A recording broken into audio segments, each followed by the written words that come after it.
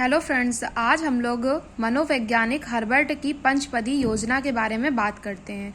इन्होंने पंचपद प्रणाली में 5 सोपान बताए हैं और इनका मेन टॉपिक होता है पाठ योजना बनाना।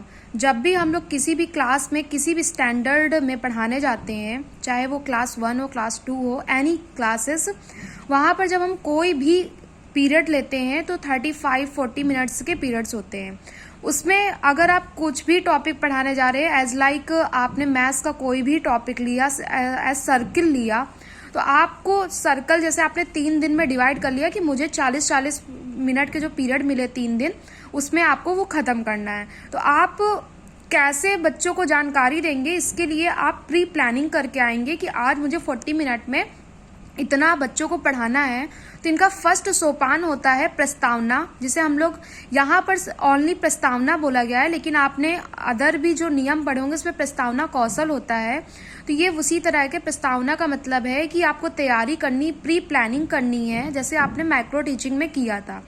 उसके बाद सेकंड आता है प्रस्तुतिकरण। फिर आप बच्चों के सामने आप अपने उस टॉपिक का, जैसे आपने सर्किल टॉपिक लिया है, तो आप उसका प्रस्तुतिकरण कैसे करते हैं। जैसे आप बोर्ड में भी सर्कल बना सकते हैं, कुछ आप टूल्स ले सकते हैं, जैसे आप उनको डायरेक्ट दिखा सकते हैं कि ये सर्किल आकार का है। तो ये आपका प्रस्तुतिकरण हो जाता है, या आपने चार्ट में कोई चित्र दिखाया है या फिर स्मार्ट क्लासेस है तो वहां पर आपने उसको शो किया है, ये प्रस्तुतिकरण होता है। दूसरा होता है तुलना और स्पष्टीकरण। जैसे सर्कल और स्फेयर में काफ़ी सिमिलैरिटीज़ होती हैं, तो बच्चा उसमें थोड़ा समझने में, उसे सर्कल और स्फेयर दोनों एक ही चीज़ लगती है, बट उसमें डिफरेंस होता है, या फिर रेक्टेंगल या स्क्वायर में डिफरेंस होता है। बट जो छोटे बच्चे होते हैं उनको वो दोनों सेम चीज़ लगती है, तो हम लोग उनको तुलना करना और स्पष्टीकरण सिखाते हैं कि कैसे ये दोनों अलग हैं।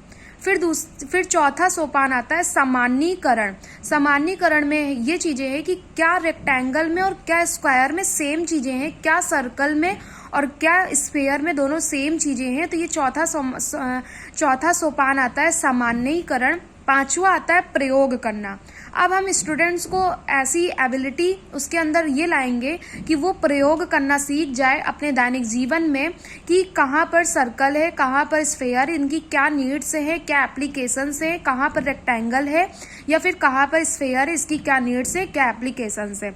इस तरह ये अंतिम पद होता है।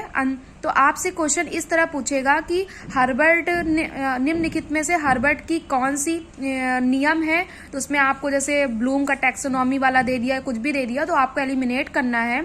तो हर्बर्ट ने पंचपदी पाठ योजना का नियम दिया था। फिर इनमें 5 सोपान है, तो 5 सोपान में निम्नलिखित में से हर्बर्ट की पंचपदी योजना में कौन सा सोपान नहीं आता, तो 4 उसने दे दिया, 3 दे दिया, चौथा उसने कुछ और दे दिया।